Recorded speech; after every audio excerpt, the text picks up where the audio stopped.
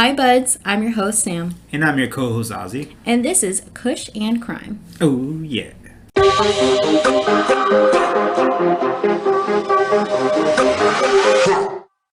Hello and welcome to Kush and Crime. Thank you so much for joining us today. We are very excited to bring you this first ever episode. And what we're going to do today is tell you a little bit about our Kush side first, and then we're going to jump into our case. So we don't smoke on the podcast itself just because I don't think you guys want to hear us coughing up lungs, but we do smoke a lot before and every time we take a break, which is pretty often because we keep messing up. And I'm high. And we're high going into this, so I hope you rolled up one, okay? So Ozzy's going to go ahead and tell you about our strain of the day. Ozzy? Today's strain of the day is Blue Dream. Ooh. Blue Dream is a sativa dominant hybrid strain made by crossing blueberries with haze. That sounds good. Num num num num. This strain produces a balanced high along with the effects of such cerebral stimulation and full body relaxation. Blue Dream is 18% THC but has a very low CBD percentage, making this potent strain a fan favorite for both novice and veteran consumers. In terms of flavor, Blue Dream is reported to smell and taste like sweet berries. Num num num again. Medical marijuana patients often use Blue Dream to treat symptoms of depression, chronic pain, and nausea. Back to you, Sam. Thank you, Ozzy.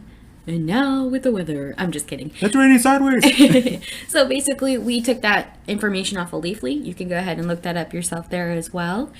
So that's our strain today. So that's what we've been hitting in our Cheech mini bong, which is a fantastic story of how we came to this piece. Oh, God. And I want to tell it. Of course you would. Well, it's a good get to know you, and, you know, it's also pretty funny. So... Sure. We went to the smoke shop local to us, and we had found this cute little bubbler. It was black. It was pretty dope. It appealed to my spoopy side, and I wanted it so bad. And it wasn't too bad. It was like $60. So, you know, it wasn't like fantastic quality, but I loved the thing. I've never had a bubbler in my entire life. I wanted one so bad. So I bought it. We're home for all of, what? 20 minutes. 20 minutes. I smoked out of it once, and Ozzy is sitting on the couch. And for some strange reason, he just went and stretched his foot out onto the table and knocked over the piece. And that's when I knew I fucked up. So I was sitting at my desk, which is behind the couch, and I was like, "Did you just break that?" Yep. He said, "No. No, it's not broken." And I looked over and I said, "Really?" Because there's a lot of water like all over the place. And he's like, "I'm so sorry. I'm so sorry." He ran out of the house. I can super glue it. I said, "No, you can't." But I was so upset because I was so excited. I can tell the disappointment and anger in her eyes. I wasn't even mad. I was just so sad because I really wanted a bubbler, and that was like perfect for my aesthetic. So he literally ran out of the house. To get her another one. He literally ran back to the smoke shop. Which was more expensive than the original one. Yeah, this piece goes for about, I think, $150. Yeah. But it's cute. It's orange at the top, and then it also has orange where you put the bowl into. So, but yeah, it's funny what happened. I think it's cute that he immediately ran out of the house because he knew he I didn't want to get killed. No, I wasn't gonna kill him, but so that's what we're smoking out of today is this Cheech piece, which is one of our regulars, so it'll probably come up a couple times. And unless it's my Batman bone. Oh, but that's yeah. for another one. We don't really use that much. I used it. So that's kind of what we're gonna do going forward with the Kush segments. We'll talk about what we're smoking and what we're smoking out of. And I have a lot of pieces. He doesn't like them, but that's okay. I'll talk about them. And even if you don't smoke, that's okay. You can still listen. You could just skip ahead to the case. And like we said, we don't smoke during the case, so you're not going to hear coughing. You're not going to hear any of that. So if you want to skip the Kush part, that's perfectly fine. We're here to suit your true crime needs as well. Yep, exactly. Well said. Thank you. So we're going to go ahead and tell you a little bit about ourselves and why we're doing this now that we are medicated and ready to discuss true crime. Medicated is quote unquote. Medicated, and make sure you smoke responsibly because I didn't tell you to smoke. Just do it responsibly. Wink, wink. I didn't do that. Again, there's a highway, sorry. So basically, I have been listening to true crime. I don't know, I've always been interested in true crime ever since America's Most Wanted came out. It used to scare the shit out of me. Have you ever seen that show? No, because I've never had cable. Well, that's sad. Yeah. But it always used to scare me. I always used to think that the fucking people were coming to kill me and me alone. So I've always had my head on a swivel. And I've been really interested in true crime, and I used to watch a lot of crime shows as well. I think almost every single crime show I've watched. Every single time. Yeah, so that's my interest in true crime is very deep rooted, and the reason why I decided to do this was because I like listening to true crime podcasts, but I ran out of people that I like to listen to, and I got all caught up on the podcasts that I do like. So I said, fuck it, I'm just gonna research on my own and tell my husband about it, who is pretty novice at new crime, true crime. Yeah, I don't know anything about true crime whatsoever. I'm more of a horror fan, like movies and stuff like that, but never into like cold case files and anything like that. Well, it's not all cold cases we're gonna go over. I don't really like to do a lot of unsolved cases because they just leave me feeling empty because they didn't get solved. They didn't get wrapped up in a nice, neat little bow. But we will throw some in here and there.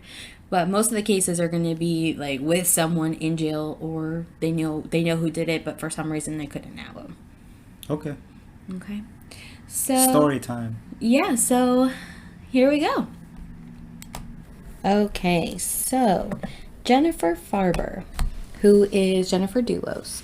So Farber is her maiden name. That's who we're talking about today. So she was born and raised in New York City. She had graduated from Brown University with honors, and then later earned a master's in writing from New York University Tisch School of the Arts, so NYU. She was an accomplished author. She was doing journalism, writing essays. She was even writing screenplays.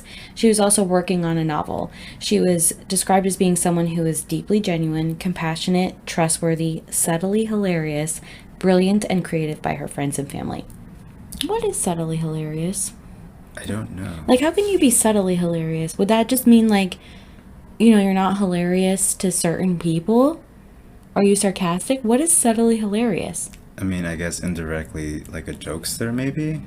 I mean, yeah, but I don't get the subtle. Unless you're just a clown-looking person every day that makes fun of you every day, so it's subtly. It's subtle? Okay, I don't know. But anyway. Clowns are sneaky, man. I fucking hate clowns so much. All right, because I hate them so much, we're going to keep going. While she was at Brown in 1986, she had met Fotis Dulos. This motherfucking douchebag. He's a fucking... Whoa. He's a fucking dick. I'm going to lay the scene out for you. You're going to see why he's a dick. However, the relationship didn't turn romantic until 17 years later. They saw each other randomly in Aspen. It was like a meet cute. And they were just like at the airport, and I'm sure like they saw each other and they're like, oh my god, I know that person, and they were all just like hee. That's probably what happened. I could see that. Aspen, like, you're just running into someone that and I'm not gonna lie, Fotis is kind of handsome. Like the rich side of exactly. So that kind of sets the scene to what we're doing here. The only reason why I know that's because of Dumb and Dumber. Well, yeah. So Aspen is obviously really rich, and these people are pretty rich. I won't lie. Like, they're pretty rich. So does he drive up with a Ferrari up in the hill? I know he had a Porsche. I don't know if he ever had a Ferrari, but we'll get into that. A little bit further. We'll go. All right. So after their meet cute, essentially, he began to send emails to Jennifer and be like, hey, Jennifer, you want to get together? The good old days. Yeah, emails. So they grew closer, but Fotis at the time, he was actually married, and so he ended up getting a divorce. Her name was Hillary. I don't know how to say her last name. So no. It says Aldama. I'm going to guess that's how you say it. I'm sorry. I'm terrible at names. I don't really care. So he ended up divorcing her in July of 2004, and then he married Jennifer 1 month later in August. Oh, damn, that's quick. Right? Isn't that so quick? Like, Jesus. Damn, what a turnaround. Like, goddamn, like she didn't even turn the corner and just literally in. scooping her up. Damn hoe. Yeah. Anyway. So after their marriage, so they ended up having actually 2 sets of twins, and then they had one more child after that. So they had 5 children altogether. That's a lot of kids. That is a lot of kids. I did find their names, but I'm just not going to mention them because they don't need to be brought into all this, because I'm sure they've gone through enough. So we don't need to bring them in. So 5 children.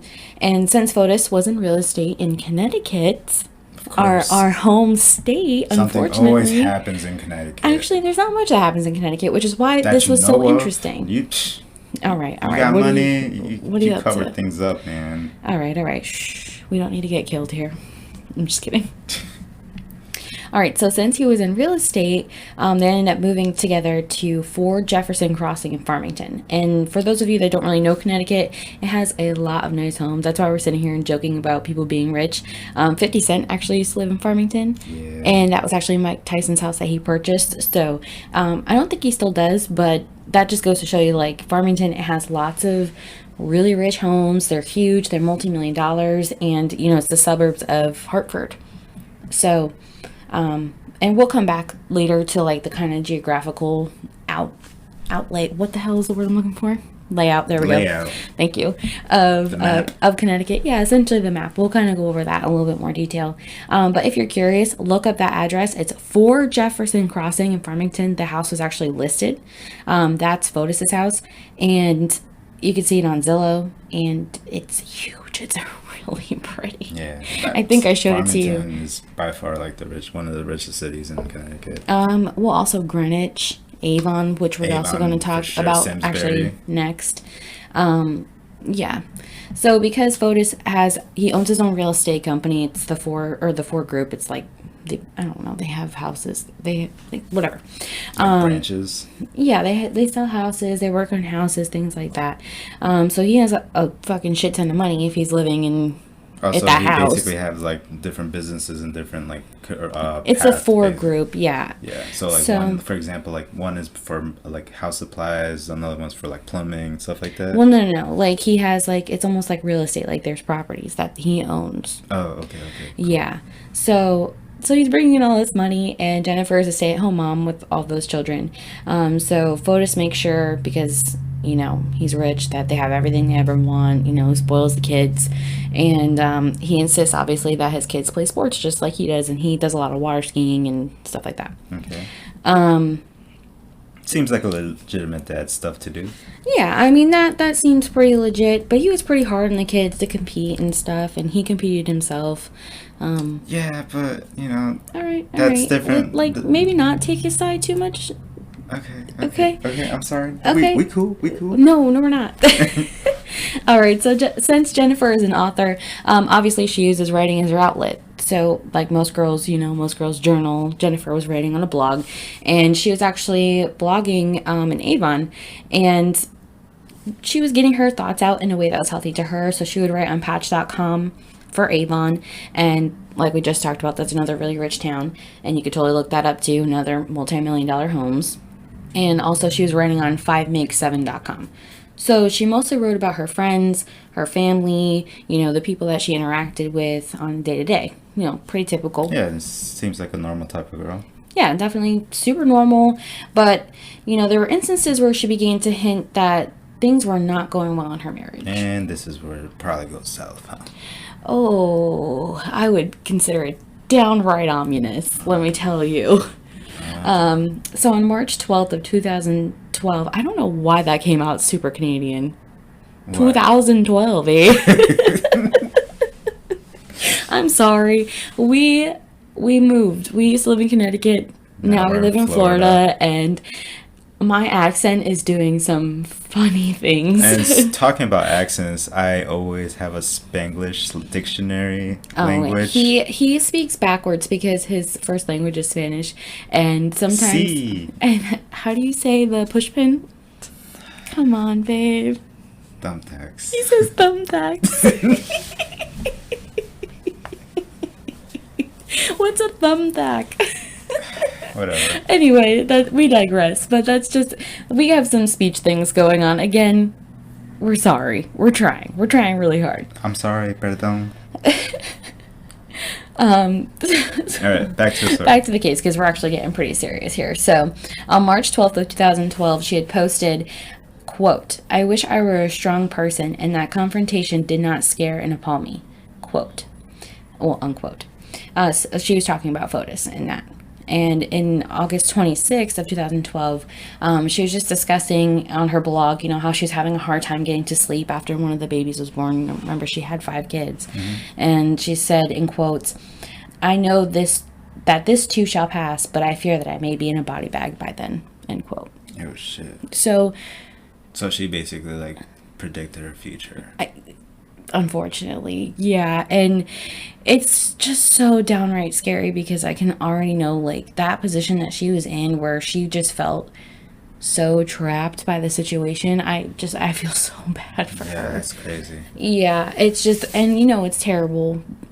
Especially if you feel like that towards a person that supposedly you love, and, Yeah, that's another thing, is, like, you guys are and in a the father of your relationship. kids, like... Right, like, you guys are in a relationship, and unfortunately that's such a reality for so many people, is like domestic violence. And at the end of the episode, I do have all of the information for domestic violence, so if you are suffering through that, we'll go over that at the end of the episode. I just don't have it at the top right here, so we'll go over that. But yeah, I can't even imagine the fear that she had during all of this. And she's writing on a blog, and it's for everybody to see. It's almost like she was crying out for help. So it's basically like her writing the diary from, like, the moment she predicted to the moment she died, essentially. And her That's blogs crazy. are still up also, so you guys can definitely go and take a look at that. But at this point, you can imagine, based on what she's writing in her blogs, that their marriage continued to fall apart. So if she's already reaching out, if she's already trying to get people to notice what she's saying, she's past the point of where this is hurting her. And I think she's at a point where he's really controlling her and really just making life very difficult. And you'll see that going forward too. That's pretty shitty, but... Yeah, it really is. So Fotis was abusive to Jennifer, as I just mentioned, and the children and the children. So he would often make threats about harming them in order to control and hurt Jennifer. And there was one time that he just, like, threatened to just take the kids and run away. Others around them, including Jennifer and Fotis's family, had begun to notice that the relationship was becoming what they would describe as volatile. So everyone bad. else was literally noticing this too. Yeah, and nobody did anything. And nobody did anything. And, I don't want to talk shit about the family because, sometimes it's hard to get people out of that situation. And even the person himself doesn't want to leave the situation sometimes because they're in so deep. Yeah, I know, but wouldn't you want to help the person? Of course, but you have to understand. See, now you gotta live with this in your conscience. Yeah, but you have to understand too. But sometimes, unfortunately being in those situations myself, not with you, but it does feel like you're trapped and you cannot go anywhere, even though you do have people, but it just feels like you don't, because the person that's manipulating you does such a great job of, like, making you feel that you're completely alone, that you have nobody else. But you do, but they cut you off from them so you feel that you don't. You married a jackpot because... I did. I really did. Yeah. You definitely don't do that. You are not that person. But unfortunately, I have had that experience, and I can completely understand. Nobody should go through that. Even guys. Guys do often get abused mentally and physically. Yeah. But no one says anything, and it's not ready. No one's ready for that conversation. That's true. So, I support you, girls and guys. Yeah. Again, we have all that information at the end of the episode, and I'm definitely going to go over it with you. We've been there. We got you. So again, other people began to notice, and it was really their family that began to notice. And later in news interviews with the family is when, that really came out, that they thought that the relationship was not healthy. So during this time also, Fotis just kept spending more and more time away from the house because he just wanted to be away from Jennifer, and he was taking the kids with him too. So Jennifer was spending more time at the house by herself, and he ended up going to a ski club in Miami for a water skiing competition. Of course, Miami. Well, listen, we live in Florida. That's where and you water know what? activities are. I love Florida and everything, but you guys are crazy out there, man. Yeah, y'all drive bad. It's like Mario Kart every day over here. And all of the old people are back up north right now, so that's something to say. That's something to say about y'all. Okay? Even the old people aren't that bad. They just go slow. So it was during one of these trips to Miami that Fotis had actually met Michelle Draconis. And she seemed to be more of Fotis's type than Jennifer. She was a competitive water skier, and she had a lot in common with Fotis, unlike Jennifer, who was a writer and, I feel was more intelligent and used her mind more than, I guess, her body, if that just makes sense. I don't know. That makes sense to me. I guess. I don't know. I mean, those are the two different types of women. Yeah, exactly. So he began to have an affair with Michelle behind Jennifer's back in 2016. So Jennifer is not dumb, though. Again, she's a smart cookie. Well, I mean, every girl's pretty smart. And yeah, we're all detectives when it comes to this shit. All right. Listen, I'm a detective. So are you. We were talking about ramen place, and he went back through bank statements today just to find the ramen place. Like, he's a detective too, just for food, okay? 2020. I'm a detective for true crime, and he's a detective. The statement was from food. 2020. Yeah, from last year before we bought our house. So, yeah. I'm fat. I like food. So he's a detective too, all right? So anyway, she was smart as fuck, and she had begun to expect that something was going on between him and Michelle. And she just fucking called him out. She was like, "What the fuck is up? Are you having an affair? What is this shit?"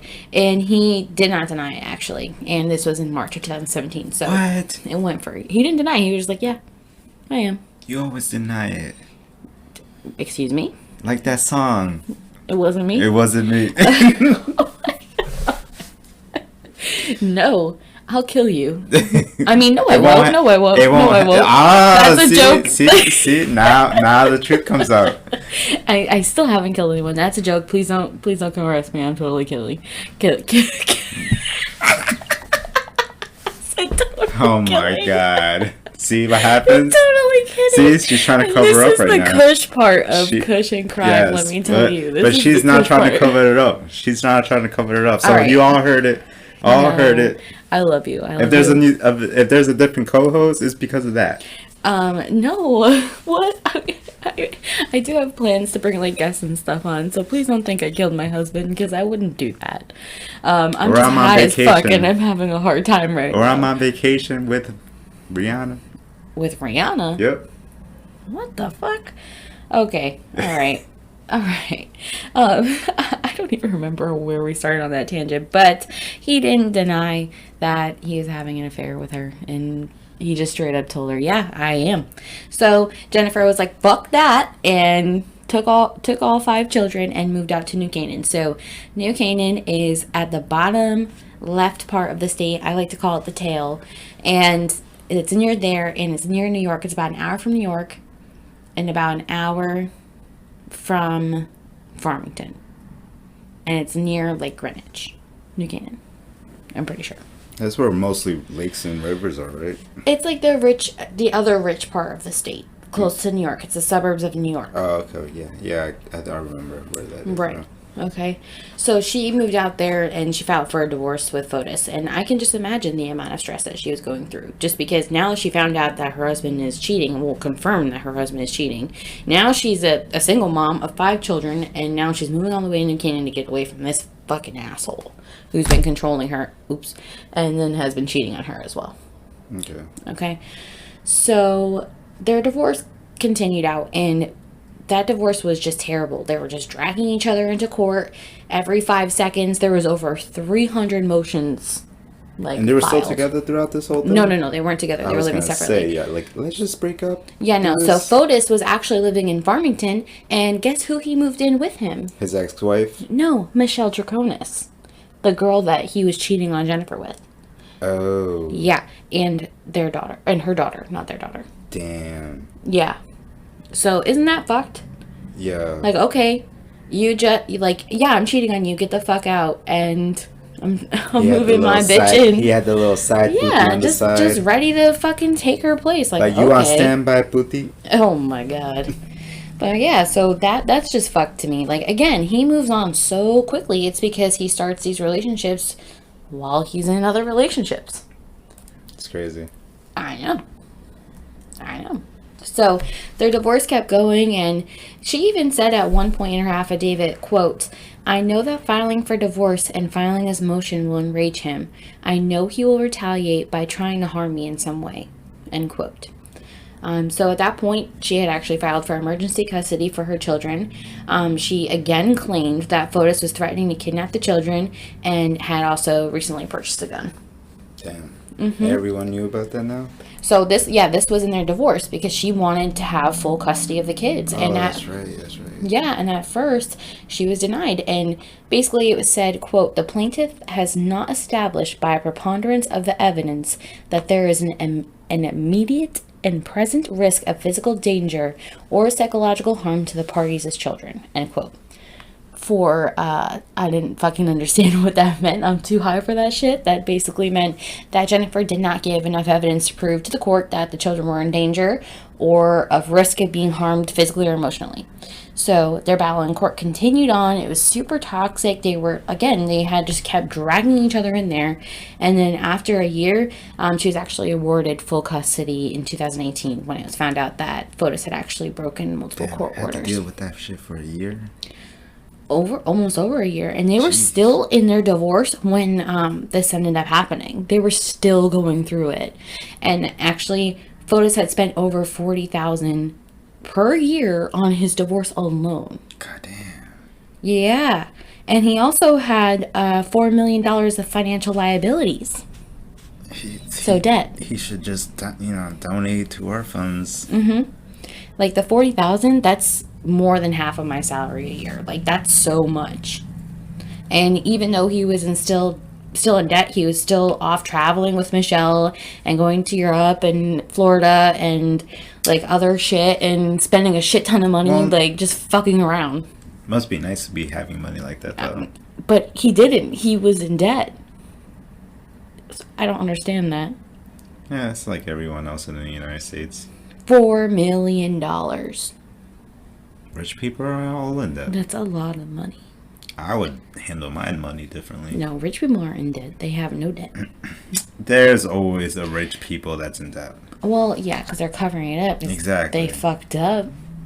Like this, kind of.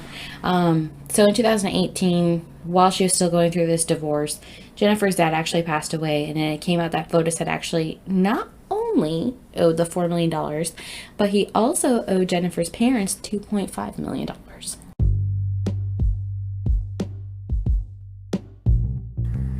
Hey buds, I wanted to tell you about a book that I just received in the mail from my good friend LB Marvin. It's called Descent from the Blossoms, and it's a Grid City novel. It's the first book in a 3-part series, and I'm going to go ahead and read you the back. Grid City suffers. It suffers from corruption, it suffers from neglect and abuse, most of all, it suffers from mistakes. The powers of Grid begin to waver and lives interweave through threads of fate. As one story begins, another unfolds. The story of Grid is one, lives within it are many. This book is available right now anywhere you get your ebooks, as well as anywhere you get your hard copy books. I purchased mine from Amazon, and let me tell you, I actually did get the inside scoop on this book while it was still being written and edited. So I did get to see that there are some pretty bad bitches in this book. So if you like bad bitches, you should read this book. We all love bad bitches. Read it. It's called Descent from the Blossoms by LB Marvin. All right, so this brings us to May 23rd of 2019. Okay, the divorce is still going on like we talked about. And Jennifer has a nanny for her assistance with her 5 children because being a single mom and even 5 children, I'm sure is incredibly difficult. So her nanny's name is Lauren. I'm going to leave her last name out. I don't feel like we need to. No. So because Jennifer had multiple appointments the next day, May 24th, she was considering staying in New York that night because all her doctor's appointments were in New York. Okay. And she was just going to come back the next day, after her children's doctor's appointments and things like that, because her children also had doctor's appointments in New York. Okay. But she didn't end up doing that. So Lauren, which is the nanny, was supposed to stay over that night, but she didn't end up doing it because she was just like, you know what, I'm just going to stay with the kids and just go home, and then we'll see you tomorrow. No big deal. Yeah. Okay. So the next day, Jennifer had started her morning per usual. So she had her morning routine. She got the kids ready, got them to school around 8 o'clock that morning. So she was seen on a neighbor's security camera arriving back home after dropping off her children, literally down the road. The school was like not that far at all. Like right after that. Sorry. So she has a Chevy Suburban. It's black. And then again, the vehicle is seen leaving at 10:25 a.m. So Lauren was doing her normal nannying duties when she came back to Jennifer's home that same morning, May 24th at 11:30.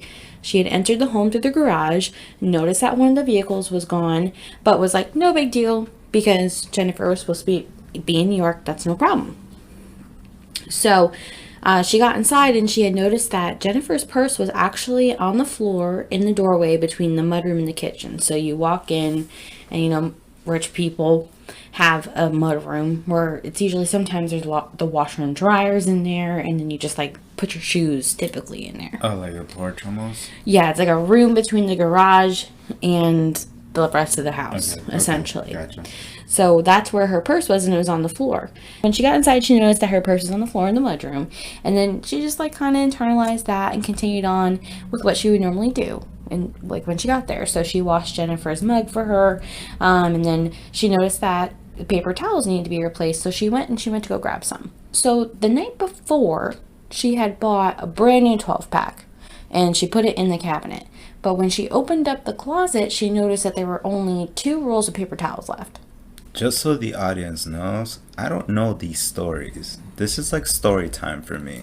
Yeah. Okay. So let the record be known. Let the record reflect. So again, she had just bought a 12-pack and there was only 2 left. So she was like, what the fuck did these people do to use 10 rolls of paper towels? That's a lot of freaking toilet paper. Holy crap. Paper towels. Oh, paper towels. Okay. Two separate. Oh, yeah. Okay. Two different type of papers.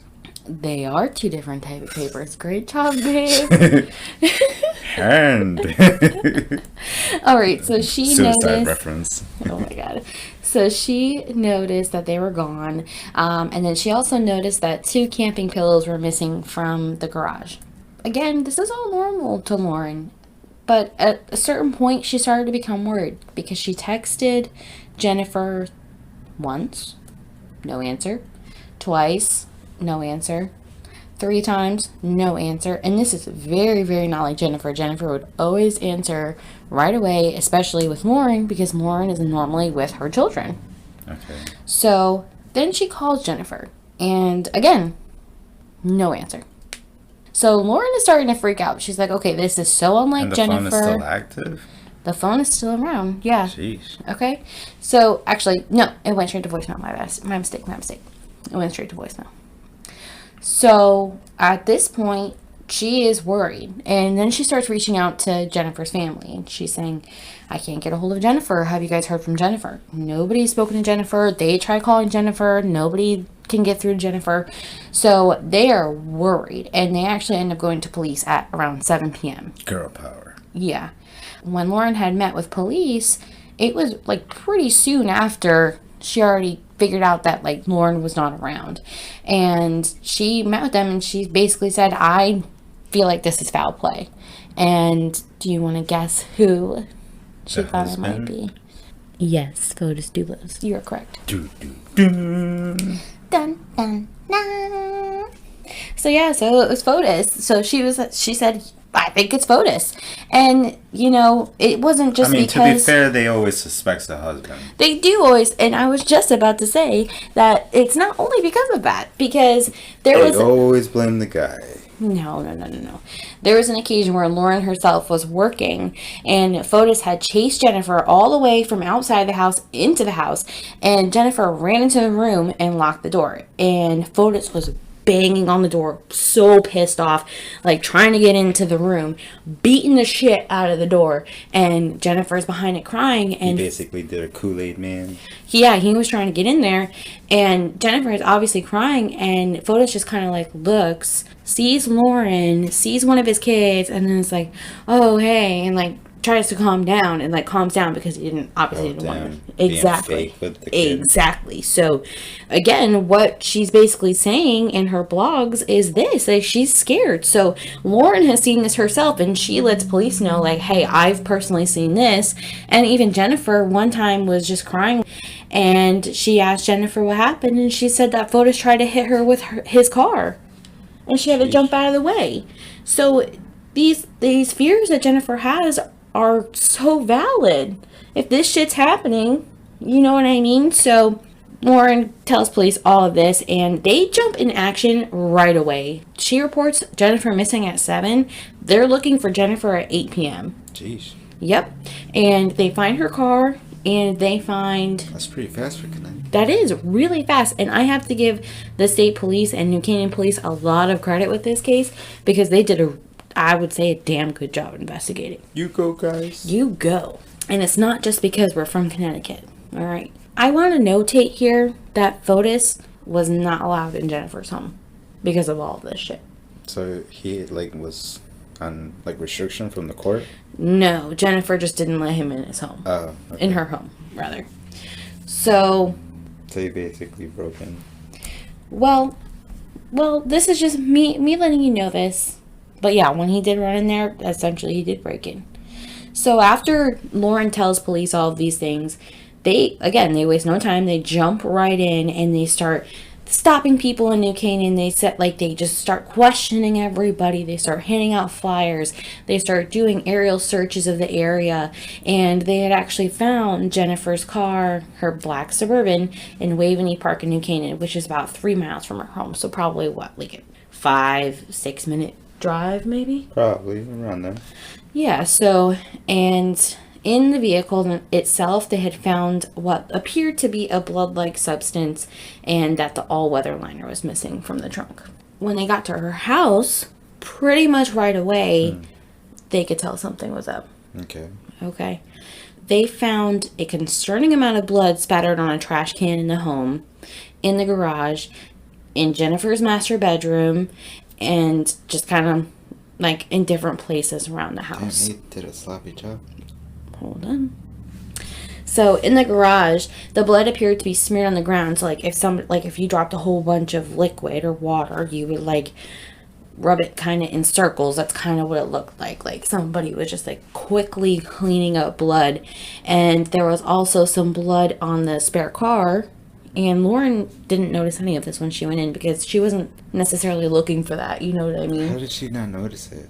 Well, maybe she, I don't know, it could have been dark or something, but she wasn't necessarily sitting there thinking like something bad is happening.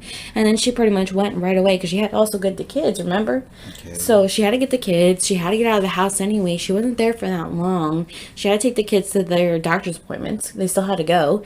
And then she went pretty much straight to police. So, you know, to be fair, she probably didn't spend that much time in the house initially. Okay. They probably walked her back through after. Okay. Again, they saw blood that was kind of like spread on the floor, and they called in the backup at that point to Connecticut State Police because they, at that point, were like, this is not good. We need backup, which, again, good on them for acknowledging that because as you'll see as we do this, a lot of police departments have like this ego and they won't call in backup. Yeah. And that's shitty. Like, don't you just want to get the case solved? But unfortunately, that happens. But thankfully, in this case, it did not. So it was determined by the medical examiner for the state that Jennifer would not have survived the wounds that produced this much blood without getting medical attention.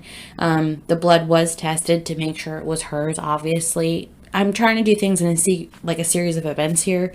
So it does get tested down the road, and it is hers. So I'm just going to say that from going forward. She's now at this point presumed dead by the state. Oh, damn.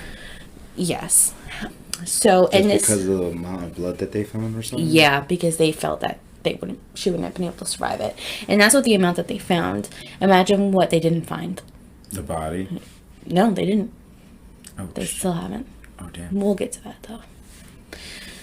Again, it was determined that she was dead. So this is where the investigation just, took off, because you pretty much have a dead person, and you need to find the body. You need to find out who did it. You need to figure out what the situation is, who the big players are. And obviously with Lauren coming in and saying, I think Fotis did it, and like, that is who they're going to look at first. And like you said, husband did it, so they automatically look at him first. Okay. That's what happens here. And the day after the disappearance, police, had called in Fotis for questioning and be like, hey, what's going on? And they had asked him to be there for 11. Guess what time he got there? 12. 2:47 p.m. Jesus. Mm-hmm. 2 hours later. Yeah, it was actually with 3 hours later. Yeah, and it was with 4 almost. It was with his attorney, Jacob, Pie Tranker, who is not his lawyer. Tranker. Yeah, I'm sorry. Who is not his lawyer going forward after this. This is his lawyer in this moment, and he does get a different lawyer down the road. So he was outside talking on his cell phone, and Fotis was inside, and asked, when he came in, he was just like, is there any news on my wife and her disappearance or whatever? And typical serial killer fakeness. Yeah, just like trying to figure out what they know, I feel like. Yeah, exactly. And the detective said, yeah, we're looking for her. Of course, we're looking for her. Like, duh. We're not going to tell you what we know. Are you fucking kidding me? Like, you're not one of us? No, like, yeah, and you're the prime suspect at this point. Like, no. No. So the officer's intent here was to bring Fotis in the back for questioning, because obviously, he is their prime suspect. And they just like, okay, let's go. And they let him know that they're entering into a secure area and ask if he has any weapons or contraband.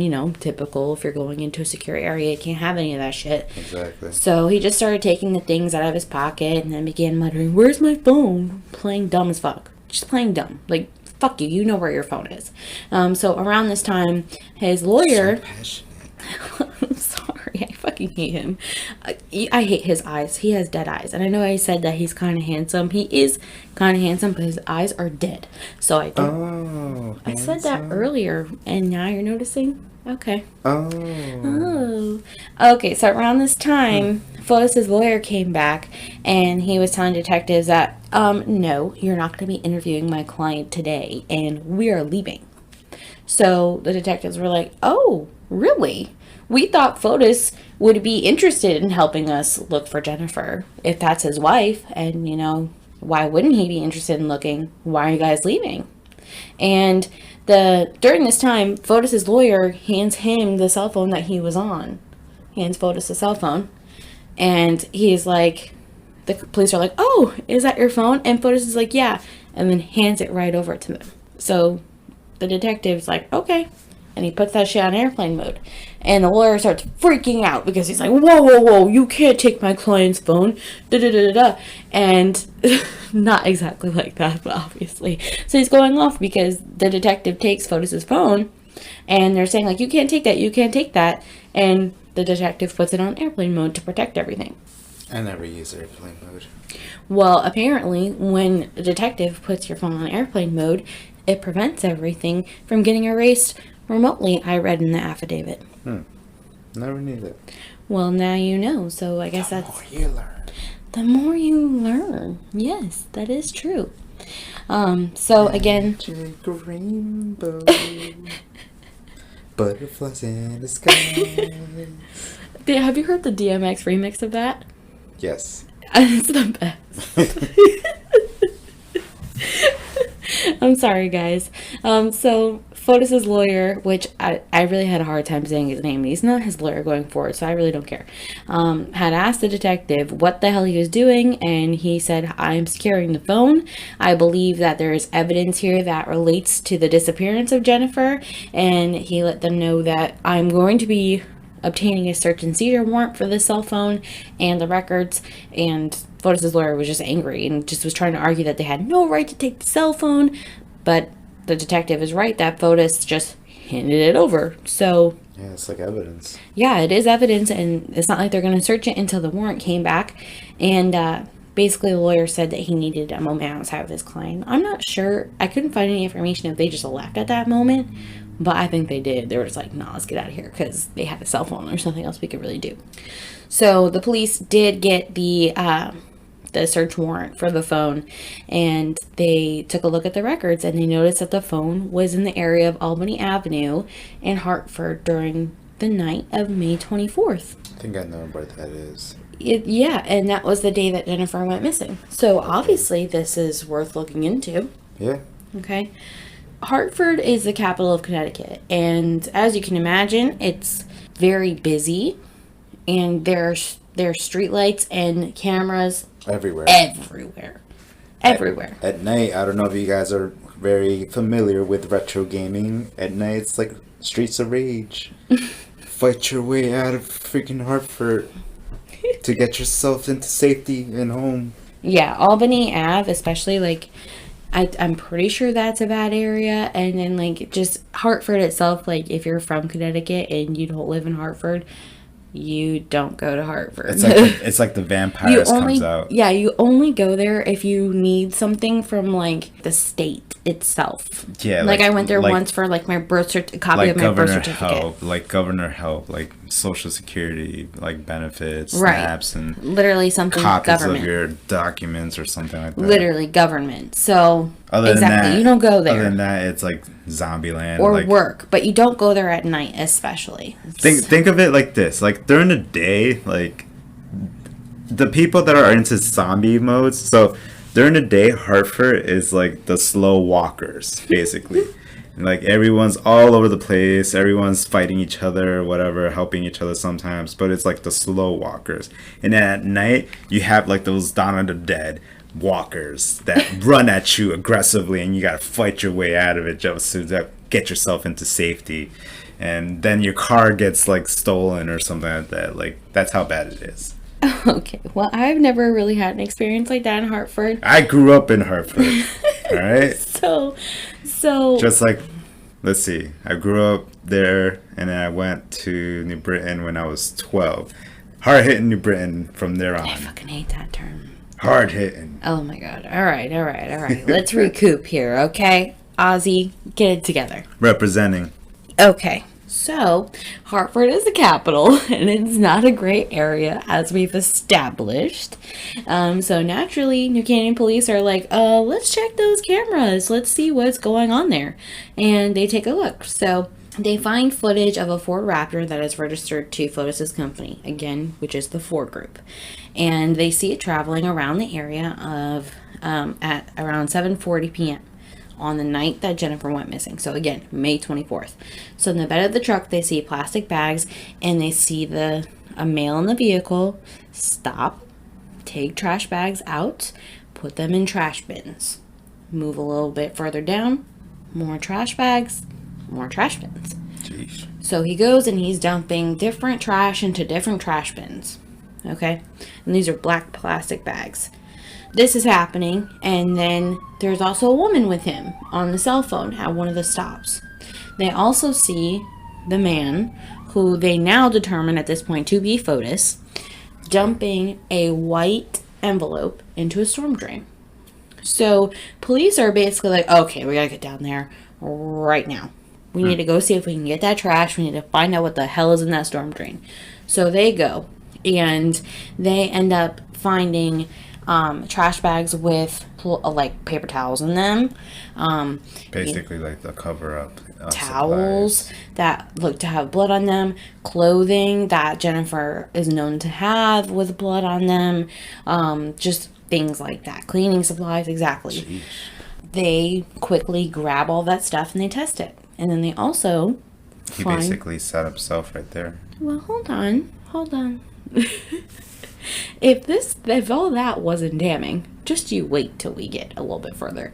So they go to that intersection that he dumped that white envelope. What do you think was in that? Don't look at my screen. I mean, it could be like a goodbye letter. No. I will tell you what it is. So it was plates, Connecticut state plates, that were altered to read 5T6 WBU, but actually read 516 WDJ. which were canceled plates of a Suburban that belonged to no other than Fotis Dulos. They were just recently canceled? Yeah. Oh, damn. Yeah.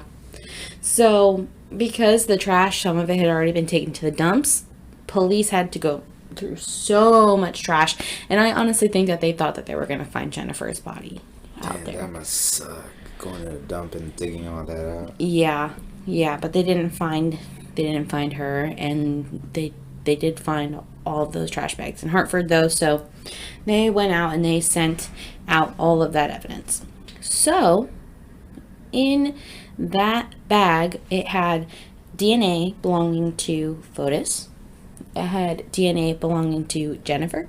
And it actually had DNA belonging to Michelle Draconis. Jeez. Yeah. It's like a whole bunch of people. Yeah. So, due to the evidence found, arrest warrants were both issued for Michelle and Fotis for tampering with / or fabricating physical evidence and hindering prosecution in the first degree. So at this point, they couldn't prove that they killed her or he killed her, but they could prove that they definitely tampered with evidence. So that's what they were charging them on. Just now to get them. Just tampering for now? Just tampering for now, just to get them into their grasp, okay? So this whole time, they were trying to get a hold of Michelle.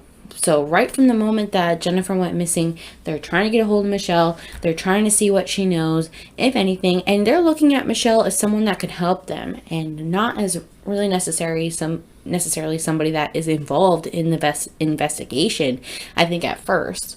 But eventually, I think that they just realized, like, hey, I think she's definitely part of it if she's not coming back to us. So when she gets arrested after that DNA comes back, she speaks to them and she tells them a story. It's outlined of, spending a whole day with Fotis.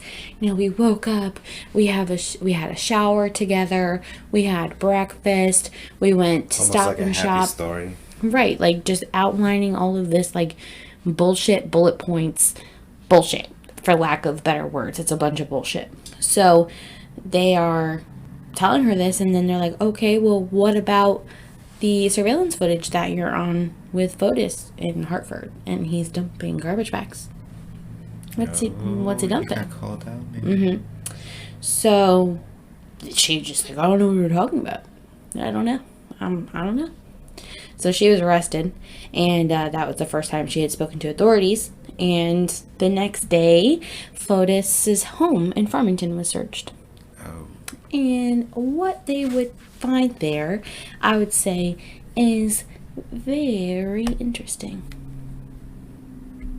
Okay, so what they found was what they call an alibi script that highlights a day, May 24th to be exact, that sounds exactly like what Michelle had said to police.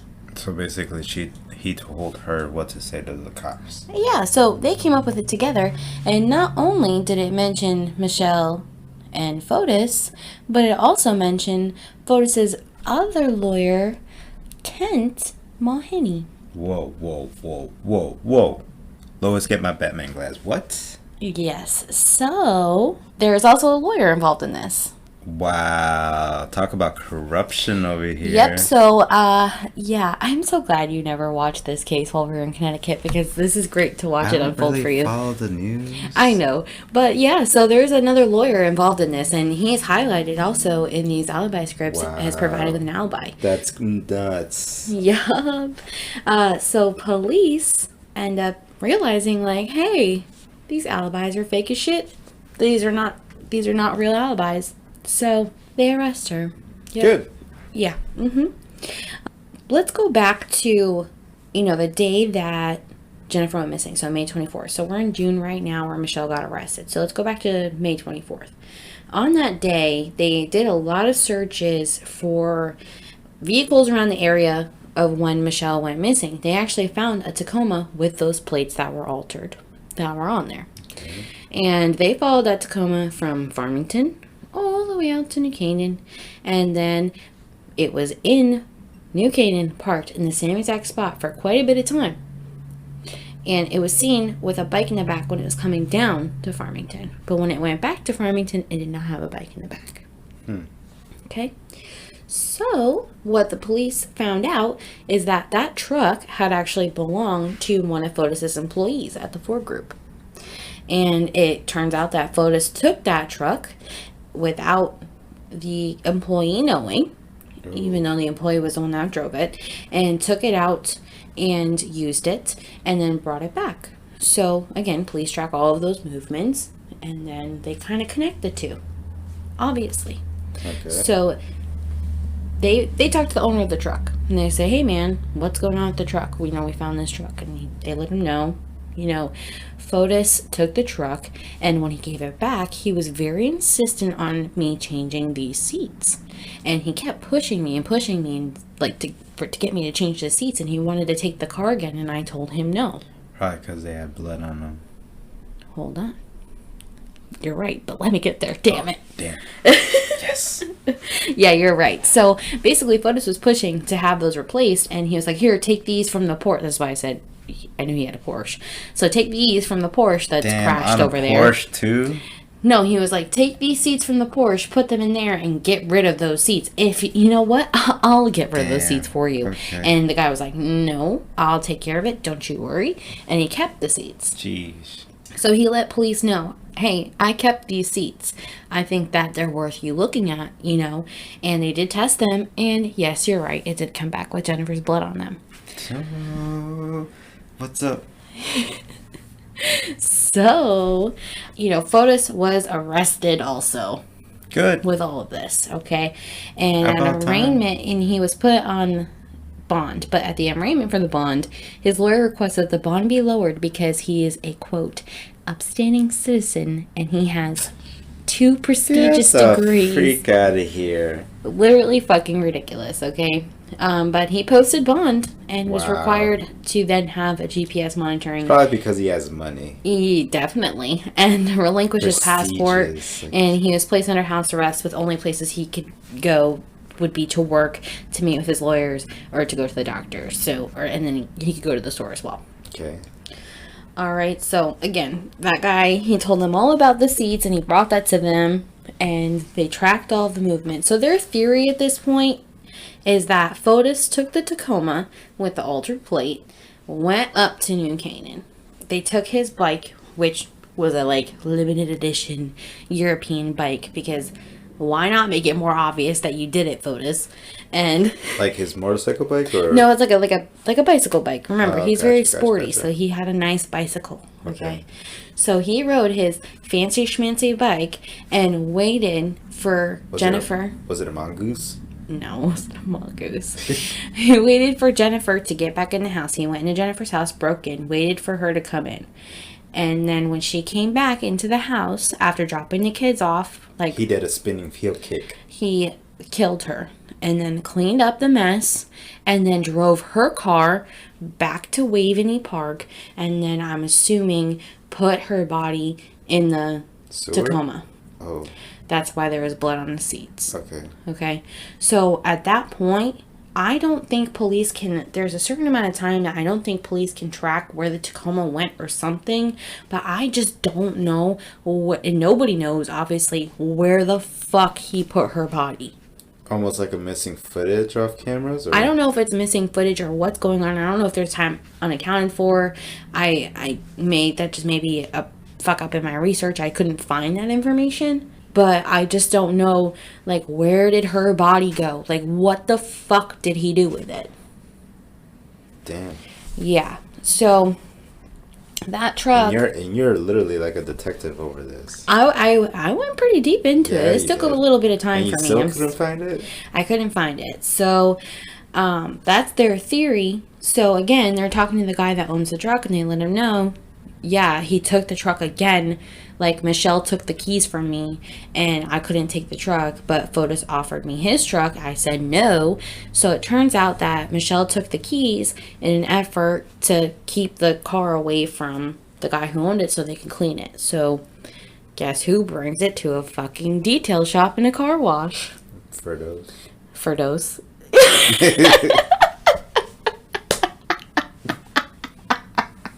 Okay, for those of you that don't know, that's one of my old coworkers. Sorry. I could say a lot of things about her, but I won't. because they're all mean. So, Fotis, yes, Fotis did bring it. Fotis, that's Fotis. what I meant. Fotis did bring it to the car wash with Michelle right in tow, picking it up from a fucking detail.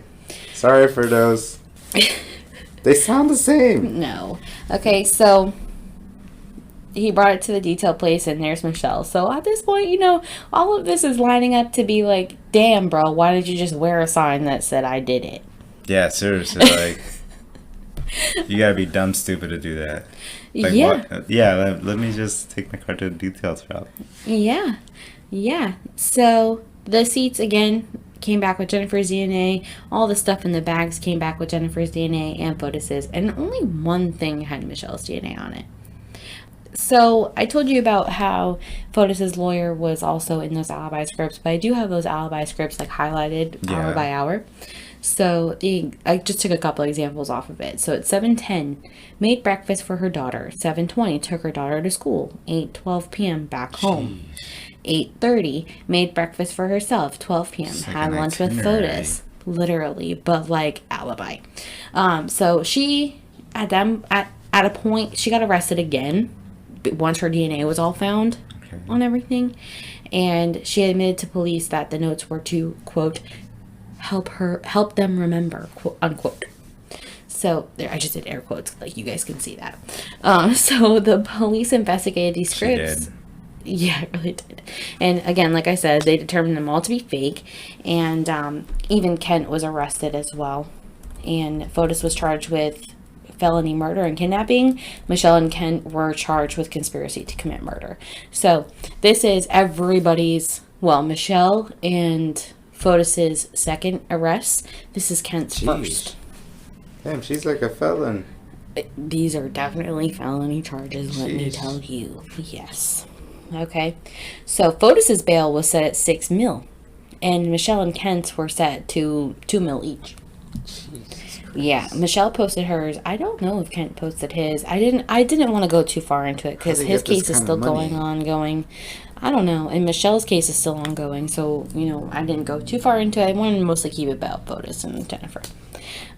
So at this point, the state is going for it. They're going for, you know, a charge for murder for Fotis, and there is no body. So this is a really hard case to prove, and all the the defense is going to do is just say, like, well, there's no evidence that she's actually dead, and that's kind of all that his defense is that his attorneys attempt to paint the picture that Jennifer is simply just gone, and that the evidence was planted against Fotis in an effort to hurt him, and it can be similarly compared to Gone Girl. And I asked you if you saw that, and you said that you didn't? I didn't. Okay. So in Gone Girl, a wife goes missing, and all the evidence points to the husband killing her. Like, so much, in fact, that everybody turns against him. And he kind of investigates on his own and finds out that she is actually not dead, and she faked her death / kidnapping to get back at him for being a shitty husband, which he really wasn't. And she's basically crazy. And, and she forces him to... It's a crazy book. I didn't watch the movie. And basically forces him to pretend that he is happy and do what she wants. Which is like, whoa. They would have some serious issues. But let me just assure you that this is not the case with Jennifer. The amount of evidence is crazy, and I think that they did a great job with its case. So what do you think so far? So far, it's pretty interesting. Yeah, I think that they did a really great job. But anyway, I digress. Especially, like, even not finding the body, like, they did a pretty good job with all of that. Yeah, and they still had a really strong case without a body. And to be fair, if she had lost that much blood and nobody's heard from her, no credit card, no nothing movement, that's how you know that, you know, she's not coming back, unfortunately. But let's bring it back to Michelle. So when she was arrested the second time in September, she had actually turned herself in. And with this, obviously the police were trying to get her to cooperate with them and give them more information about Fotis. They're basically saying, Michelle, he's a piece of shit. You know, we pretty much know that he did this. We just need you. We know that you did it, but we just want you to confess it. Exactly. Like, we want to help. Like, we want information. And I think that, yeah, and they're like, why are you defending him? You know he's a piece of shit. And she says, I'm not defending him.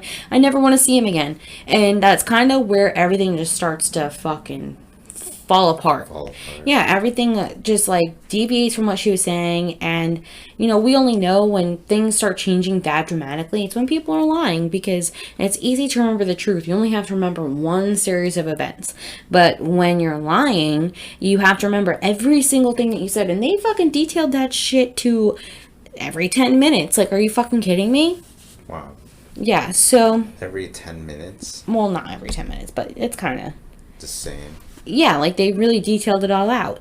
But eventually she ended up cracking, and she said, I didn't know where Fotis was that morning. And, you know, he left his cell phone at the house, which was unlike him. And everything on the alibi scripts was a lie. So they did have lunch together, though. But she never asked where he went. And Jennifer never came up in the conversation. Yeah, I'd be like, where'd you go? Yeah, exactly. I'd be like, excuse me, where did you go this morning without telling me and leaving your phone here? That's very unlike you, and I don't like that. Excuse you.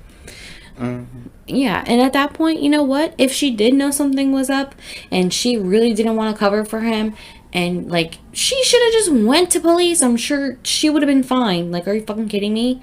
But that just makes me feel like she probably did have something to do with it. And when she was talking to police, she had also said that she was, Fotis was cleaning up from the Tacoma coffee stain, air quotes again. And, like, he handed her a rag and she put it in the trash bag. So that's how her DNA got on that rag with Jennifer Dulos' blood. So police questioned her. They're like, what does the stain look like? She said, I can't remember what the color is, but it didn't smell like coffee. And the towel wasn't one of the bags that were found in Hartford. So at this point of the case, Fotis is on house arrest and we're getting close to his trial. And because so far we've just had interviews and bond hearings and the charges have been laid for Fotis, those are murder, kidnapping, and evidence tampering. So in January of 2020, Fotis went out to the grocery store. And during one of these trips out, he stopped at a memorial for Jennifer, took some of the items, and then went back home. That's fucked up. I know it is. It is fucked up. So, because of this... Like, how do you do that? Exactly. Like, why would you do that? So, because of this, they pull him back into a bond hearing. And they're like, what the fuck are you doing? Why are you going to do that? Yeah, like, seriously. So, they end up... It's so wrong on so many levels. Yeah. So, they end up actually reevaluating his bond and put him on a stricter house arrest where he can't go to the store or can't go to work. He has to stay at his home unless he is going to court. Jeez. Okay. So, yeah. He deserves it, though. Definitely. Like, what the fuck? Like, imagine being his lawyer. I'd be so pissed off. I'd be like, are you fucking kidding me? But see, that's the thing that intrigues me, too, sometimes about horror is, like, as a lawyer, like, your job is tough at times because you know you're doing the wrong thing, but, like, you got to do your job and defend them and stuff, you know? Yeah, it's fucked up. It really is. Like, it fucks you mentally, like, you know, the whole process. Yeah, seriously. And I remember at this point in the media, like, every news station was, like, posting every update as soon as they got it, and like everybody was captured except you, apparently. Like, I was like so intrigued by this. Like, I would walk by the TV at work and I would just stand there and I'd wait until the news segment moved on. And he had done an interview with the press also at the beginning of this, like, Jennifer, come home, just like Chris Watts, which I think we watched a video on that. I don't know if you know who that is, but true crime people will actually know. So we'll cover him in another episode. Yeah, definitely. And you know, they're begging. He's begging Jennifer to come home, even though they were not even together. Which is like, fuck you. Yeah. Fuck you. And his eyes, like, they're so dead. You know, I told you already. Like, they're just so dead. Yeah, dead eyes. So a few days after that hearing, on January 28th. Dulos got called back in again to the court for an emergency bond hearing due to the judge addressing questions about collateral that Fotis used to post the bond on him. That, like, when he went to jail, when he went back to that bond hearing previously, like when he got put on stricter. So they were like, we don't know about this collateral because apparently he used 6 properties to put up the $6 million bond. Jesus, and 6. Yeah, and because one of those properties was actually under foreclosure, it wouldn't be able to be used. So the company that provided him the bond to get stay out of prison was Palmetto Surety, and they revoked it. And Dulos had an arrest warrant in process. Boom, bitch. But this is on January 28th. Fotis didn't show up to that hearing. Yeah, but see, the fact that you had to like put properties just to cover your bond, that's just nuts. Literally. But he didn't show up to the hearing. What?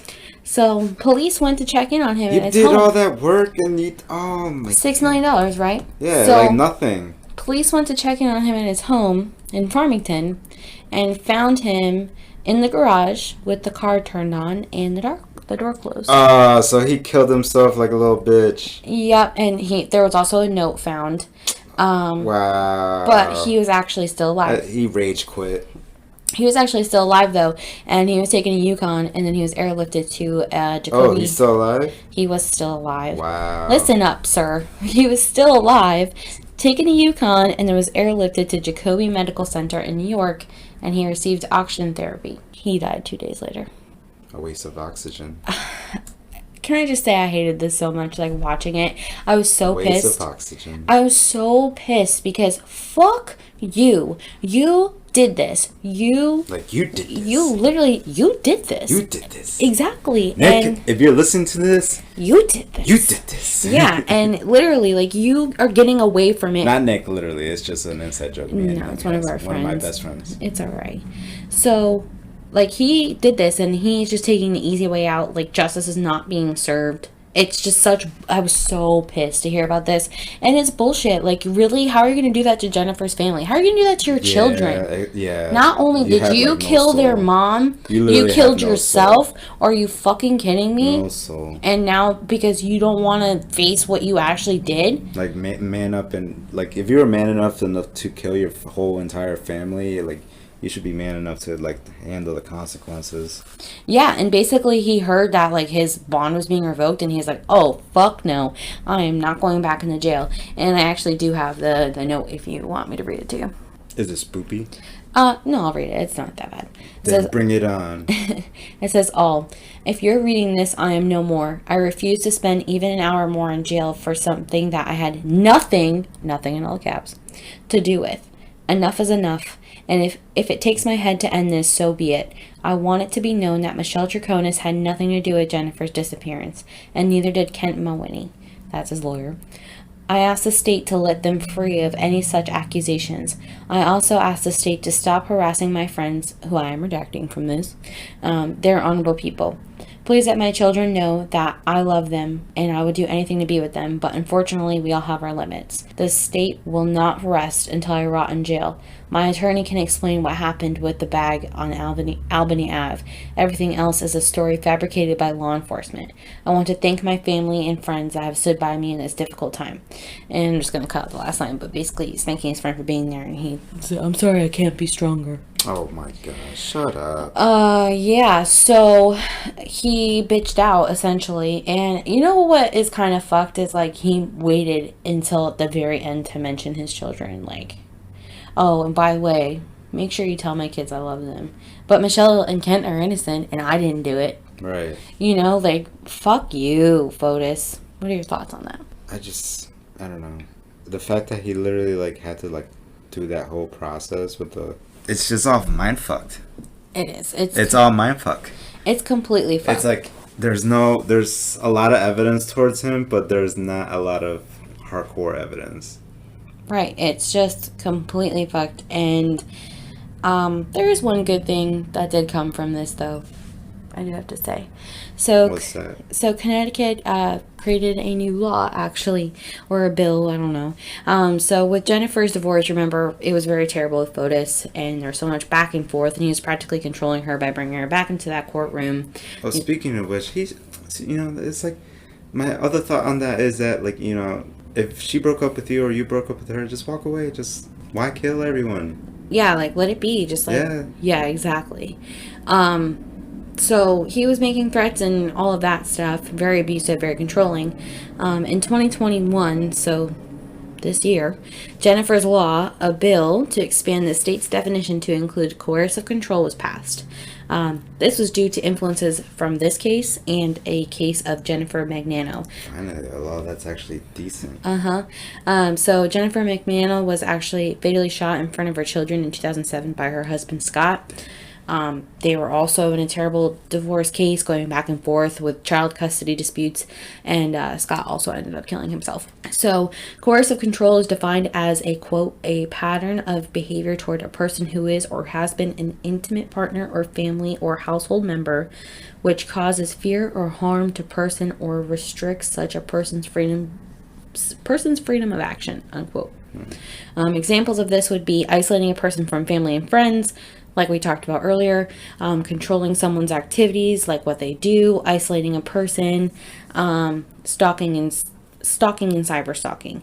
And this bill also makes this grounds for restraining order and other protection. So if this stuff is happening to you, you can get a restraining order. You can keep the person away. This is a change that has come to because of such bad things that have happened. Is that for guys too? I'm not sure. I would assume so. It better be. Yeah, I mean, it's just called Jennifer's Law because it's because of those influences. I would assume it's for anybody in a situation like that. Good. You can get help. You can get away. You can get away from the things that, are hurting you. For example, my mom, I don't think I ever told you this, but she was being followed by her ex.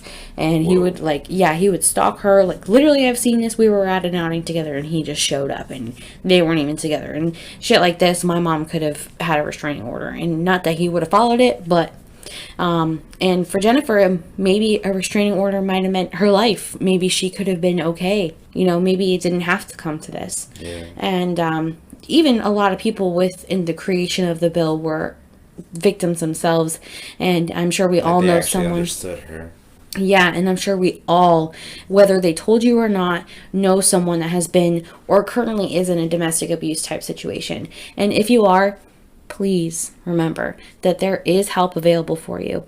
And while it may seem like your abuser may have control over your entire life, or you may be too scared, there is always help for you. If you need help, you can call the National Domestic Violence Hotline at 1-800-779-SAFE, or you can chat or text as well. And for more information, you can go to thehotline.org. And this includes to all guys too that are in domestic violences as well. Just because this majority of the cases are all girls, that doesn't mean that us guys are alone. So if you do feel like this at any point of your relationship, just give them a call and they'll take care of you right away. Yeah, definitely don't hesitate. And you can, like I said, you can also text them and you can chat online with them as well if you're not in a situation where it's safe to talk to someone. You're not alone. Remember that. Yeah, definitely not. And if you have any information on the Jennifer Dulos case, please reach out to the New Canaan Police Department at 203-594-3544. And you can also email tips to find Jennifer Dulos at newcanaanct.gov. And it's Canaan, Canaan. Canaan. Canaan. Thank you guys so much for listening. Thank you. Thank you. And if you like this episode, you can find us on Instagram at Kush and Crime. Kush and Crimes. On Twitter at KushandCrime.com. Just Kush and Crime. And if you'd like to support us and gain access to some awesome goodies, you can find us on Patreon at patreon.com/ Trust me, it's worth it. Kush and Crime. And if you have any case suggestions or just want to reach out to us, you can email us at cushandcrime@gmail.com. But if you really want to support us, just spread the word, and if you think that was worth a listen, or if you know somebody that might like that. And definitely give us your feedbacks on things that we need to improve, since this is our first podcast. So yeah, but don't be too mean, okay? I'll cry. I'm just kidding. Thanks again for listening, and love please smoke responsibly. And if you're in a state that it's legal, congratulations. Adios.